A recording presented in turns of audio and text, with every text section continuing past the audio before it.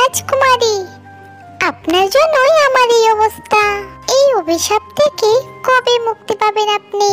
আমারও যে পরিবারের কাছে যেতে মন চায়।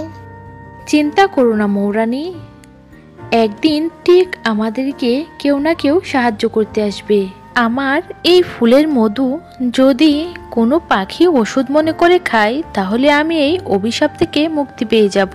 কিন্তু রাজকুমারী, পাখিরা যে মধু খায় না, তাই তো তোমাকে আমি আমার সঙ্গে রেখেছি। তুমি জঙ্গলে গিয়ে দেখবে কোনো পাখির যদি অসুস্থ থাকে, তাহলে তাকে তুমি আমার এই ফুলের কথা বলবে। সে যদি এই ফুলের মধু খায়, তাহলে আমিও তুমি মুক্তি পেয়ে যাব। আর তোমার কথা তারা বিশ্বাস করবে, কারণ তুমি ফুলের মধুর রাজা। মৌরানী জঙ্গলে জঙ্গলে ঘুরতে লাগলো ও অসুস্থ পাখিদের খোঁজ করতে লাগলো। তখন সে একটা টুনির দেখা পায় ও সে টুনিকে জিজ্ঞেস করলো, কি ব্যাপার টুনি, তোমার কি হয়েছে? আমি উড়তে গিয়ে পড়ে গেছি। আমার ডানা ছোট, তাই আমি উড়তে পারি না। উপর থেকে পড়ে আমার একটি ডানা ভেঙে গেছে। তোমার ডানা বড় করতে চাইলে আমার সাথে চলো।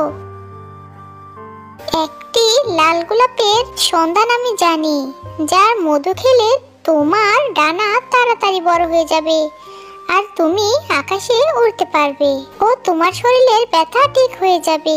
তখন টুনি বলল, এটা আবার হয় নাকি? মিথ্যে কথা, আমি এগুলো বিশ্বাস করি না। চলে যাও, ফালতু কথা। মৌরানীকে অপমান করে তাড়িয়ে দিল টুনি। মৌরানী কান্না করতে করতে চলে গেল একটি গাছের কাছে।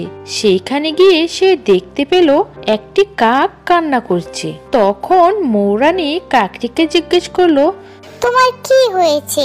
তখন কাকটি বলল, কিছুদিন হলো আমি চোখে ঝাপসা ঝাপসা দেখি, মনে হয় আমি অন্ধ হয়ে যাব।